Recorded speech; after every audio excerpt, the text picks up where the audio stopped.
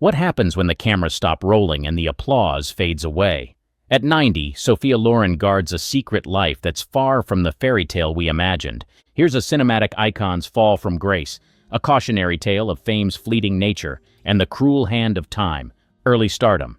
Sophia Loren entered the world on September 20, 1934, in Rome. Sophia Villani Ciccolone's early years were marked by hardship. World War II ravaged Italy, and food scarcity was a daily reality. The future star often went to bed hungry, a memory that would stay with her throughout her life. At 15, Sophia's fortunes began to change. She entered a beauty pageant in Naples, and while she didn't win, she caught the eye of Carlo Ponti, a film producer 22 years her senior. Ponti saw potential in the young beauty and became instrumental in launching her career. 1950 marked Sophia's film debut with a small role in Quo Vadis. Over the next few years, she appeared in several Italian films, honing her craft. Her breakthrough came in 1953 with Aida, where she played the title role. Critics began to take notice of the rising star. 1954 proved to be a pivotal year. Sophia starred in The Gold of Naples, directed by Vittorio De Sica. This film not only put her on the map, but also marked the beginning of a long and fruitful collaboration with De Sica. It was during this period that Sophia Ciccolone became Sophia Loren, a name that would soon be known worldwide. The roles kept coming. Too Bad She's Bad, 1954, The Sign of Venus, 1955, and Lucky to Be a Woman, 1956, all showcased her talent and growing star power.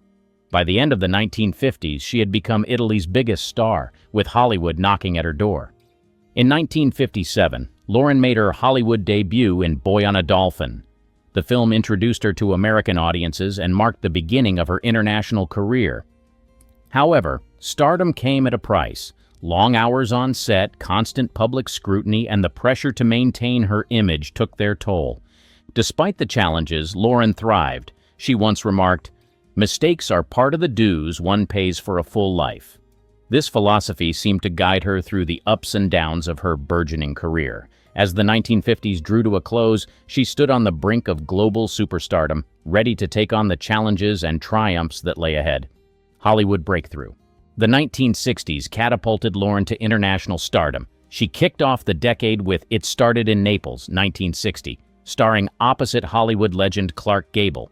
The film was a hit, but it was just the beginning of a remarkable era for the Italian actress. 1961 brought a career-defining role in Vittorio De Sica's Two Women. Loren portrayed Cesira, a mother protecting her daughter in war-torn Italy. The gritty, dramatic role was a departure from her glamorous image, and it paid off in spades. Her powerful performance earned her the Academy Award for Best Actress in 1962, making her the first actor to win an Oscar for a non-English-speaking role. This historic win opened doors, but also presented new challenges. Loren's move to America wasn't smooth sailing. She struggled with the language barrier and the fast-paced Hollywood lifestyle. In a moment of reflection, she once said, "Getting ahead in a difficult profession requires avid faith in yourself. That is why some people with mediocre talent but with great inner drive go much further than people with vastly superior talent." Despite these obstacles, Loren's star continued to rise. She appeared in epic productions like El Cid, 1961, and The Fall of the Roman Empire, 1964. Her growing clout in the industry was evident when she signed a 5-picture contract with Paramount in 1964 for a staggering $10 million, the largest contract given to an actress at that time. The mid-60s saw Loren in a string of successful films including Operation Crossbow and Lady L, both 1965. However, not every opportunity panned out. She famously turned down the role of Mama Corleone in The Godfather, a decision she would later express regret over. In 1967, she worked with the legendary Charlie Chaplin in A Countess from Hong Kong, his final film. Though Chaplin's demanding directing style made the experience challenging, Loren valued it as a learning experience. The decade closed with her firmly established as an international icon. Her reunion with Marcello Mastroianni and De Sica for Sunflower, 1970, reinforced her status as a global star. With 24 films under her belt in the 1960s alone, Loren had not just broken through in Hollywood, she had conquered it. Tumultuous Love Life, Her romantic life was as dramatic as any of her on-screen roles, dominated by her relationship with Carlo Ponti. Their story began in 1950 when Loren was just 15 and Ponti was 37. This significant age gap raised eyebrows, but it was only the beginning of their complicated journey. The main obstacle to their union was Ponti's existing marriage. Divorce was illegal in Italy at the time, creating a seemingly insurmountable barrier. In 1957, the couple attempted to circumvent Italian law by marrying by proxy in Mexico. However, this solution backfired when Italy refused to recognize the marriage, leading to charges of bigamy against both Loren and Ponti. To escape legal troubles, the couple moved to France. In 1965, Ponti finally obtained a divorce from his first wife through the French courts. They married again in 1966, this time legally and permanently. Despite these hurdles, their love endured. Loren once famously quipped, "A woman's dress should be like a barbed wire fence, serving its purpose without obstructing the view." Her relationship with Ponti seemed to embody this philosophy, strong and protective, yet allowing for individual growth. The 1960s brought personal challenges for Loren. She suffered 2 miscarriages, experiences that deeply affected her. Her desire for motherhood was strong, and the setbacks were emotionally taxing. Finally, in 1968, she gave birth to her first son, Carlo Ponti Jr. Her second son, Eduardo, followed in 1973. Motherhood transformed Loren's priorities. She began to scale back her film work, focusing more on her family. "Nothing makes a woman more beautiful than the belief that she is beautiful," she once said, and motherhood seemed to give her a new kind of confidence and fulfillment. Balancing her career with family life proved challenging. Loren became more selective about her roles, leading some to speculate that her star was fading. However, she remained unperturbed, her focus firmly on her family. Throughout the 1970s, her personal happiness seemed to grow even as her film appearances became less frequent. Her relationship with Ponti remained strong, with the couple often collaborating professionally. By the end of the 1970s, Loren had found a new equilibrium. Her career, while less hectic, was still strong, and her family life was flourishing. Career decline. The 1980s marked a shift in Sophia Loren's career trajectory.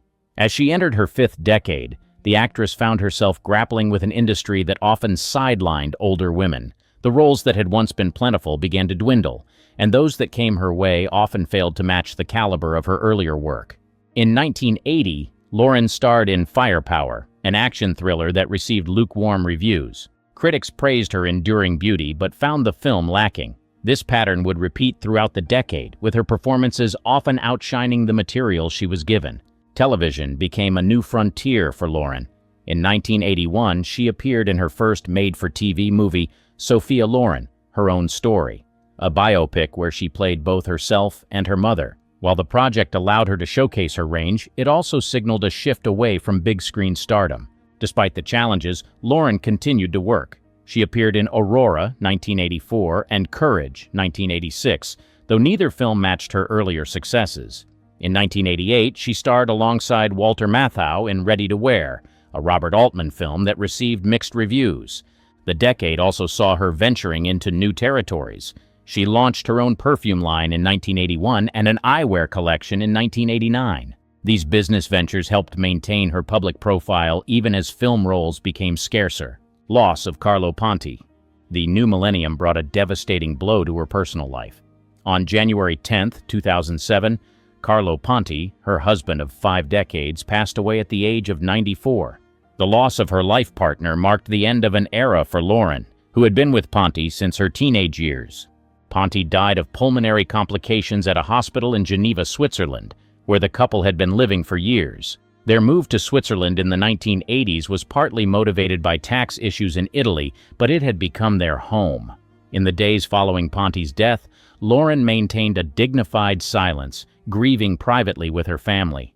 The couple's enduring relationship had been a constant in Loren's life amidst the ups and downs of her career. Ponti had been not just her husband, but also her mentor and frequent collaborator. He had produced many of her films and had been instrumental in shaping her career from the very beginning.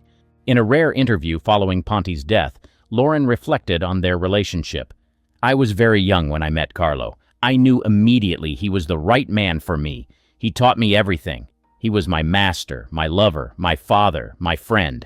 The loss left a void in her life that was palpable. She withdrew from public life for a period, canceling scheduled appearances and declining interviews. Her sons, Carlo Jr. and Eduardo, remained close to their mother during this difficult time.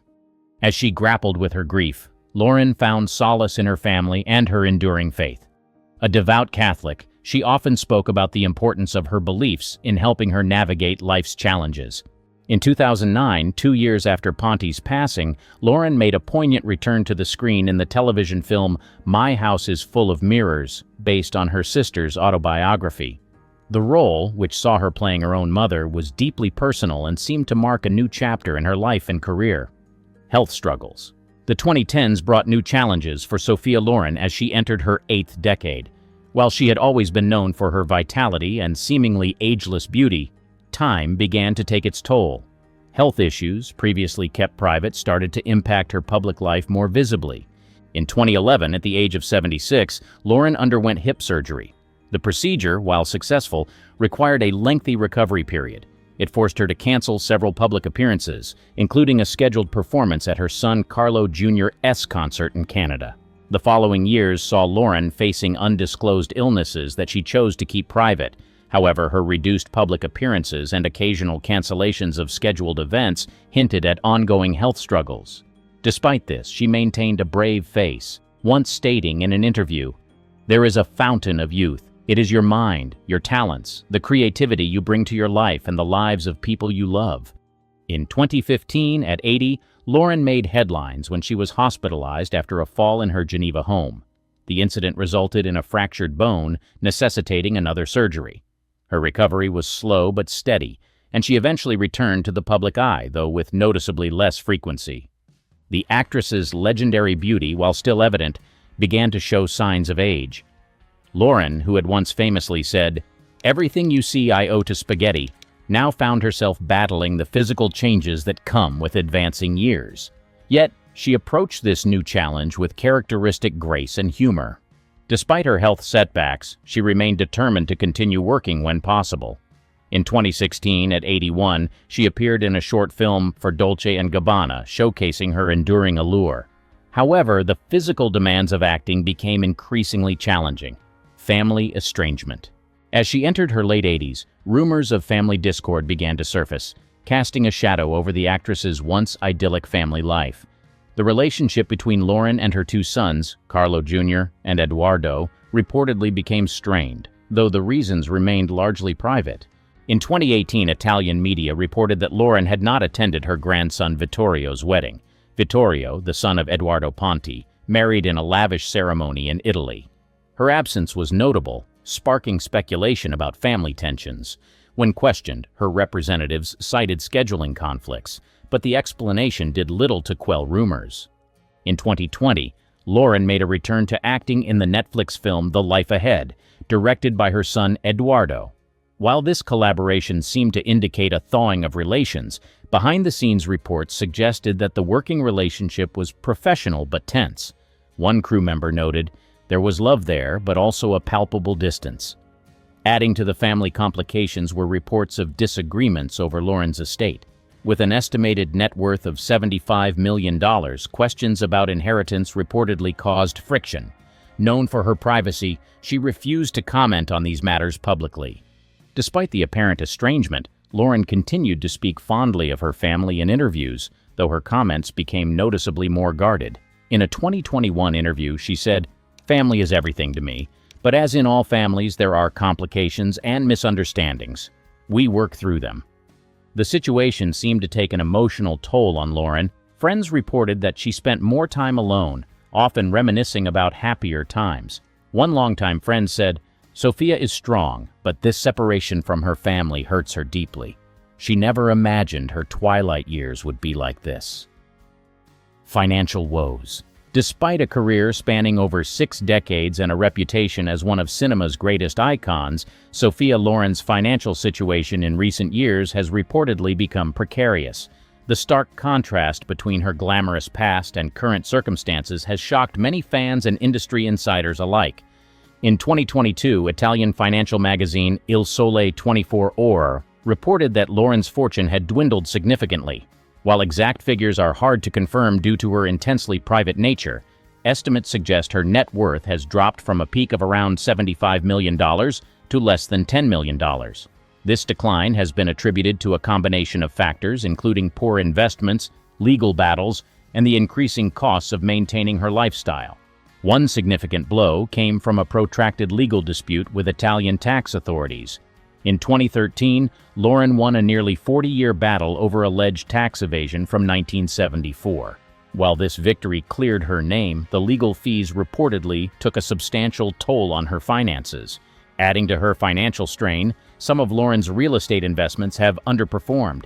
A source close to the actress revealed, Sophia invested heavily in property during the 1980s and 1990s, but several of these investments have lost value over time. The maintenance costs alone have been a drain on her resources.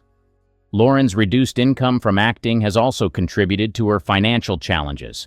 As roles became scarcer with age, her once substantial earning power diminished. Her last major film, The Life Ahead, 2020, while critically acclaimed, did not command the hefty paycheck of her prime years.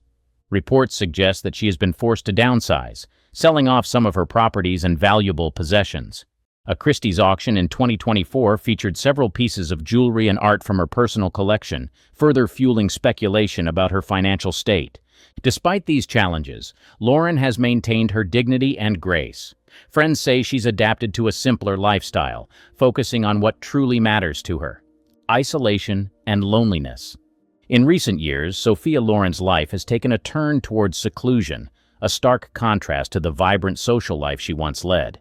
Now approaching her 90s, the iconic actress spends most of her time in her Geneva apartment, rarely venturing out into the public eye. Reports from 2022 suggest that her circle of friends has significantly diminished. Many of her contemporaries have passed away, leaving her feeling increasingly isolated. A close friend, speaking anonymously, revealed, Sophia misses the camaraderie of her Hollywood days. She often talks about Cary Grant and Marcello Mastroianni, feeling like a relic of a bygone era. Loren's withdrawal from public life became more pronounced following a fall in her home in 2021.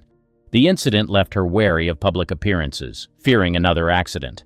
Her last major red carpet appearance was in 2020, at a special screening of The Life Ahead in Rome. Despite her isolation, Loren has attempted to stay connected with the world. In 2021, she joined social media, sharing occasional glimpses of her life with fans. However, her posts are infrequent and often managed by her staff, providing little real interaction. The COVID-19 pandemic exacerbated Loren's isolation. Already cautious due to her age, the global health crisis forced her into stricter seclusion. A neighbor in Geneva noted, "We used to see her taking short walks in the garden, but even that stopped during the lockdowns. It's been hard for her." Her loneliness is compounded by her strained family relationships. While she occasionally speaks with her sons via video calls, in-person visits have become rare. In a poignant moment during a 2023 interview, Loren admitted, "The silence in my home is sometimes deafening. I miss the chaos of a full house." Despite these challenges, she tries to maintain her spirits. She spends time reading, watching classic films, and occasionally painting, a hobby she picked up in her later years. Her housekeeper of 30 years, Maria, remains a constant presence, providing companionship and care. In her solitude, Loren often reflects on her extraordinary life. As she told an Italian magazine in early 2024, "I've lived 1,000 lives in one lifetime. Now, in the quiet, I revisit those memories. They keep me company when the world feels far away." A bittersweet life. As Sophia Loren turns 90 in 2024, she finds herself in a contemplative mood, looking back on a life filled with extraordinary highs and profound lows. Despite her reduced public presence, she agreed to a rare interview with an Italian journalist to mark this milestone. 90 years, Loren mused, her voice carrying the weight of her experiences. "It seems impossible, and yet here I am. I've outlived so many of my contemporaries. It's a blessing and a burden." Reflecting on her career, she expressed both pride and a hint of regret. "I achieved more than that little girl from Pozzuoli ever dreamed possible," she said. "But there were roles I wish I had taken, challenges I wish I had embraced." She specifically mentioned turning down the role of Mama Corleone in The Godfather, a decision she still questions. Loren's thoughts often turned to her late husband, Carlo Ponti. "Carlo was my anchor," she revealed. "Without him, I sometimes feel adrift." Their 50-year marriage, despite its tumultuous start, remains a source of comfort in her memories. The actress also addressed her current family situation with candor. "Family is complicated," she sighed. "Love doesn't always look the way we expect it to. My boys, we've had our difficulties, but they are still my heart." Financially, Loren acknowledged the changes in her circumstances. "I've known luxury and I've known simplicity. At 90, I find there's beauty in both." She dismissed concerns about her financial state, stating, "I have what I need." Looking to the future, she remained characteristically resilient. "I may not be as active as I once was, but I'm still here, still curious about the world." She mentioned a possible memoir, saying, "There are still stories I'd like to tell, in my own words." As the interview concluded, Loren offered a piece of wisdom gained from her 9 decades. "Life is long if you know how to use it.